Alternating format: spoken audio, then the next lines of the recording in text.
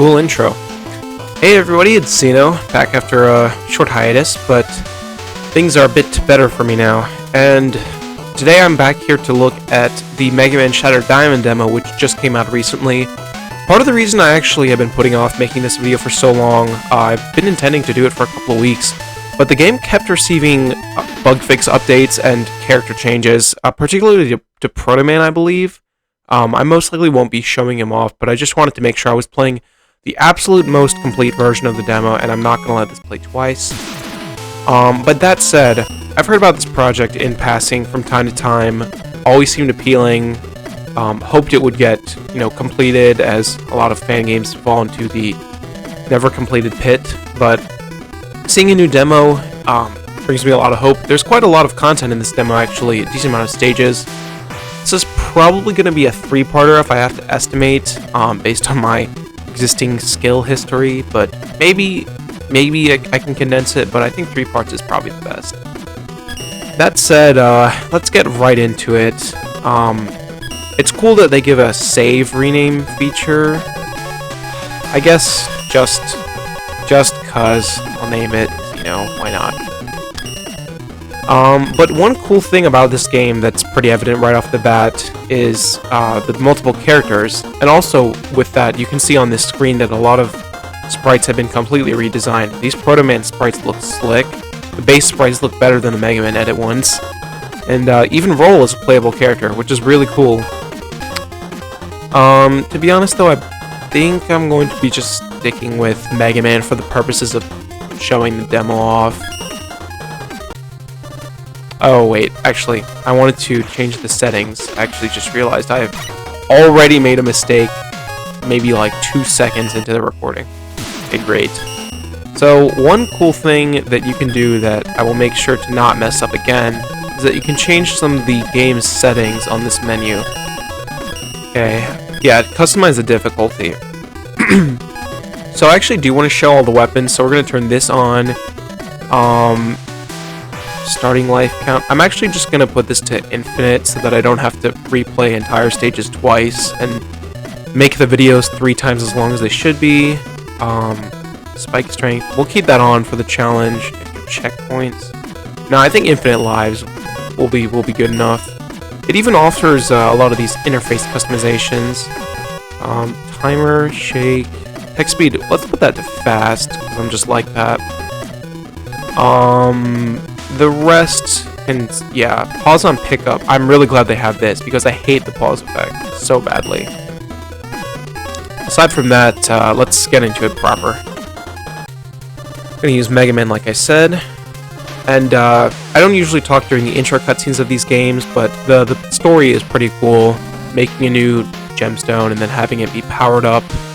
All these art assets look really wonderful. I'm loving the redesigned Rush and Eddie in the corner there. Dr. Light looks good too. Also the Chun-Li news reporter sprite, which I don't know where that comes from. I don't know if she's like an official character in the Mega Man lore that I'm not aware of, but now we can get into the actual game. As you might expect from a game made by a talented team, all the controls are buttery smooth. Slide, the jump. I'm loving the sprite like I said. Nothing off with the buster shots either. I think the charge has a completely different graphic as well. Very nice looking. The tile sets as well. I really like... Just graphically, this looks wonderful. I don't think going into specifics will, really help my case, because I'm not qualified to comment on every single aspect, but these tiles look wonderful. Enemies are looking good. They're very expressive. I like how this cannon even has recoil and an expression for that. Very nice. Oh right, we have all the weapons. Okay, well in this demo normally you can't get this screw actually. So cool that you're able to do it. I'll probably wait to use most of these and play relatively normally, but you can see some palette shifting stuff with this snowball weapon, which I caught in my original playthrough as well. That's cool. Bomb enemy with the you shoot the gas part of it, shoots a fire wave, kind of like a commando bomb. Pretty neat. Wait for me. Use rush coil. These health graphics look really good as well. And the number indicator is a nice feature. It's in Megamix as well, but it looks a bit nicer here. The numbers have this like really satisfying like blip out to them. I quite dig it. Very nice. Here's a checkpoint. I thought this was a like wind device the first time. No major comments on level design stuff so far. It's a bit weird that this area is like open, but you can't really get there, so it's not a problem at all. Nice Mega Man 7's spine design. These shield attackers look snazzy as well. I'm loving the look at the animation in the background here. You can see the Mets going into their helmets on the left. Little details like that. Very fun. I'm not sure how I feel about the two different types of breaking crates. Like, I'm not sure why they had this design and the gray one that was here. But not a big deal. Also, the game teaches you that you can reflect your shots to break stuff, which is Rock Force-esque. Pretty cool. Look at the eyes on this platform. They even follow its motion perfectly, and they respond to the weight as well. Something about this Joe sprite in particular is also just, wow, very nice.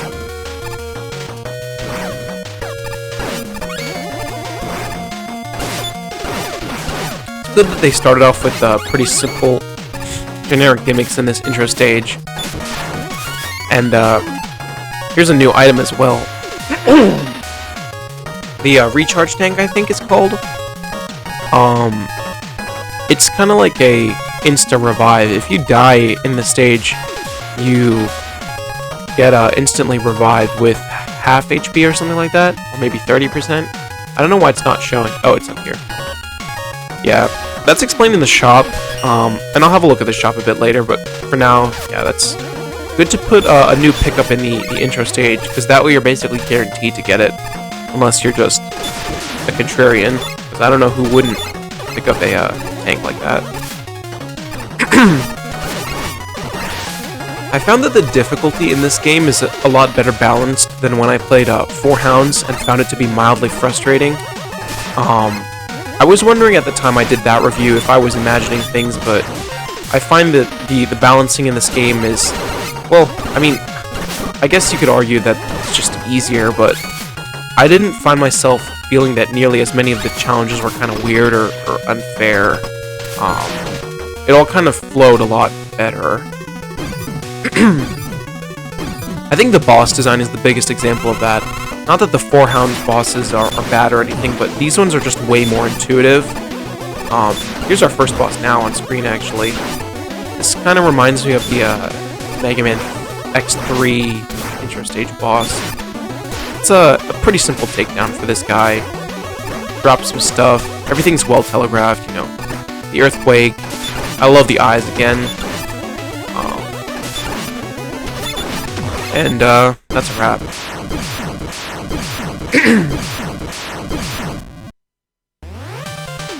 Very nice intro stage. I like how the like part of it that's not a sprite stays in the background, like as if it were made on the NES, because the same thing used to happen in most of the fights that were built on the NES. You can see I've already played through this demo a couple times. We're going to use this file to store this run through. There are 5 of these Robot Master stages to play in this demo, and last time I started with Switchman. I think I'll do the same, but I just love these designs. The monk shots are great too. Something about Breezeman's mouth looks a little weird. He's got that like Tomahawk Man mouth thing going on. That aside though, maybe I'll look at the shop first. This area is really cool because there are just a lot of NPCs. I can tell you that from in Base's area that it's completely different. There's like Anchor and Blade and Punk standing around. It's pretty cool. But Mega Man gets the typical squad, What's interesting is that you can't actually fire your buster in here, which I guess that makes sense, but it's kind of funny. Then the shop itself, got the same items that are in most fan games: Beat Call, Eddie, Spikes. Here's the reserve tank, not the recharge tank. This is pretty cool. Yeah, if you die, you get half health back. Then, you know, the typical E-tanks and stuff. Maybe I'll buy one single E-tank. You can also buy some upgrades, which are pretty cool. The Mega Arm from Game Boy 5. Item Magnet. This one's pretty good. Speed. That's neat. Good for speedruns. That's gonna be a huge speedrun thing. Reducer, energy converter. Pretty good stuff. Oh, the energy bouncer is there by default. That's cool. Well, yeah. That's about what you'd expect. Alright, time for... Nope, that's not what I meant to hit. Switchman. I'll be able to show off some of the interesting weakness interactions since I have all the weapons as well. Most likely it's just a trait of the demo, but there's some weird stuff going on with Switchman and Tsunami Man, both being like kind of weak to each other's weapons for whatever reason. I mean, even if it's intentional, it's cool. Like, I wouldn't be opposed. Oh, cool, you can see the flickering here. I don't think I picked up on that when I played this originally.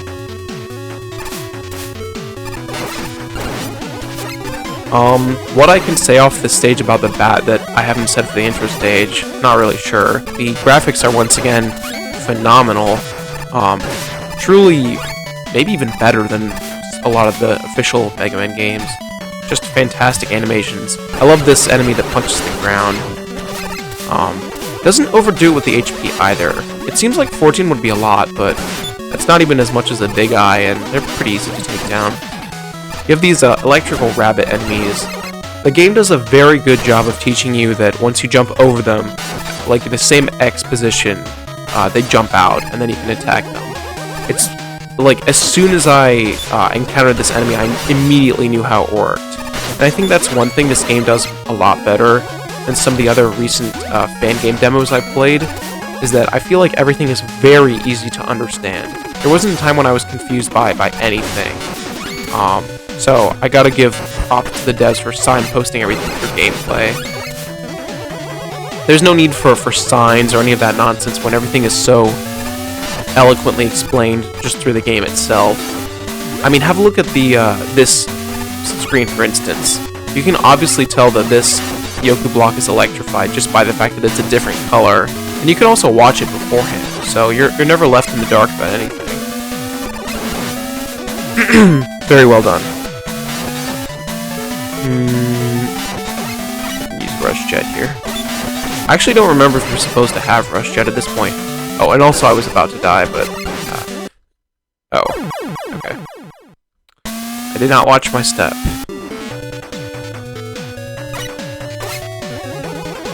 The yellow Yoku blocks that have like enemies spawn on them is also a cool idea. I don't think I've ever seen anything like this before. There are Yoku spikes in Unlimited, obviously, but I don't think I've seen a game play with Yoku blocks after that point. Oh, looks like the enemies in this stage don't like the ice weapon. That's interesting.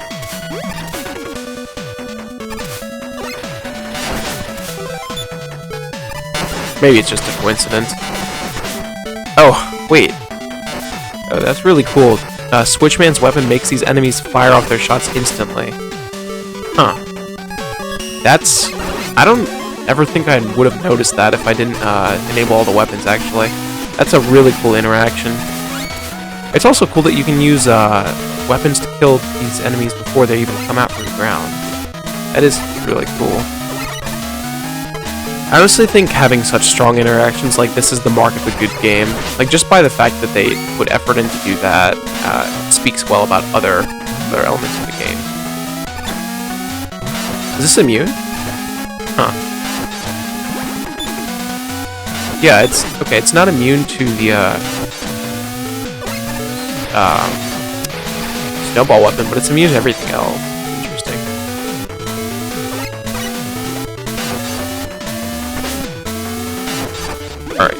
proceed on. I won't, moronically fall down here again. Oh, that almost caught me off guard.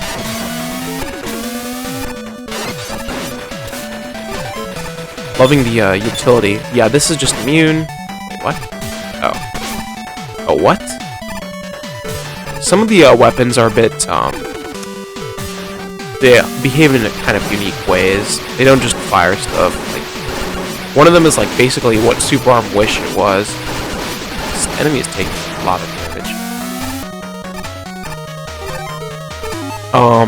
Yeah, I mean, I might as well kind of look at these a little bit. Like, this is the Breeze Cannon, Breeze Weapon, Tsunami Flood. This is really cool. I love the Rumbling, too. Orbit. This boss isn't in the game yet. Jungle Claw. Yeah, this is so cool. This is like what Wire wish it was. Wire's older brother. I like these, how funny the sprites are, too. Oh, cool, you can swing, even. Nice. Quarry Toss. This is like Super Arm's older brother. This is like Tiki Twirl, I think? Ember Twirl. And then Switchman's weapon, which is kind of like... kind of combines Plug Ball and like Ice Shotgun. It's neat. I like it. Here's another cool gimmick. This is kind of like the Mega Man Maker Darken effect thing, except the opposite. Like, it reveals the platforms when you step on it, and that spike won't catch me off guard. Oh wow, I'm really close to dying. Okay. I did not pay enough attention to my HP, actually. That would have been kind of annoying to have to return back to the start. Then you have this enemy that does the opposite. When the circuit is turned off, it moves. How should I go? Very cool designs. Everything plays off each other really nicely. Alright.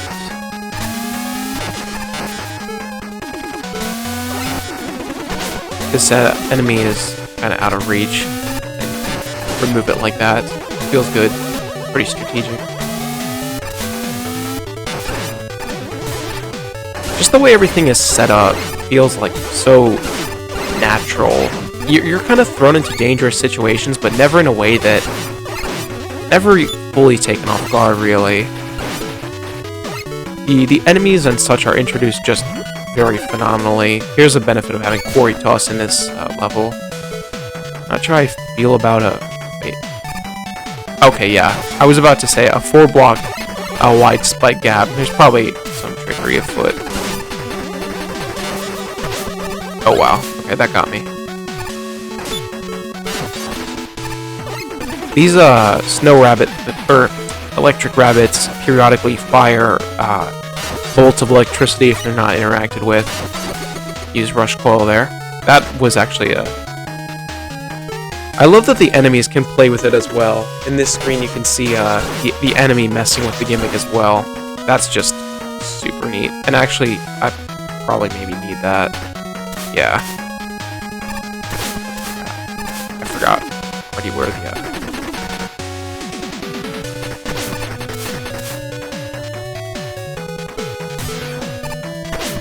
Oh, what? Oh, the bolts hurt you even when they're coming in. Okay, that's actually kind of unexpected, but good attention to detail. I was not expecting those to have hitbox yet.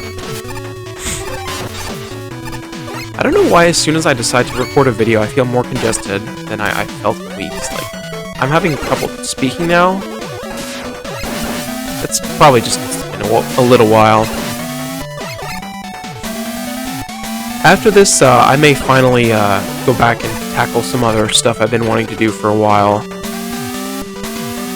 Namely, giving some attention to Witter's domination.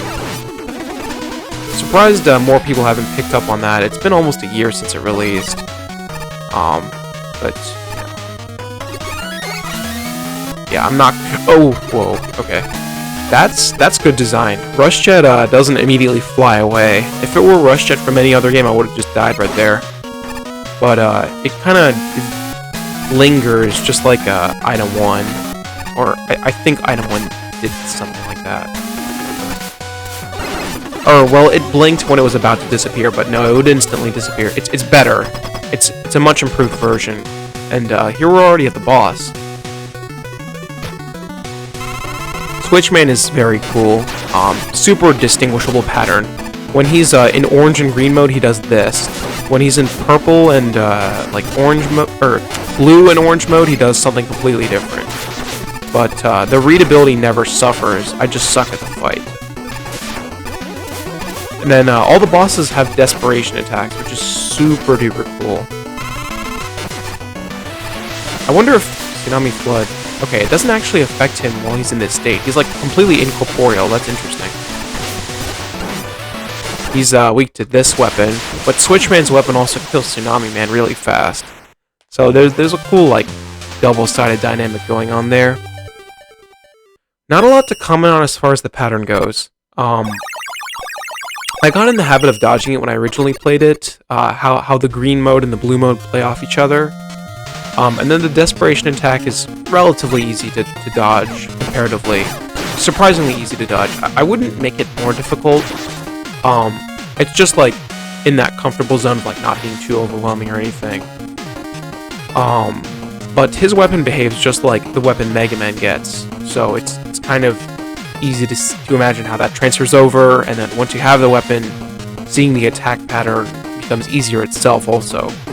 It's cool how it works off of itself in that way. But great boss. Phenomenal animation too, him flicking his own switch at the top. I love that. Great stuff. Just gonna save here.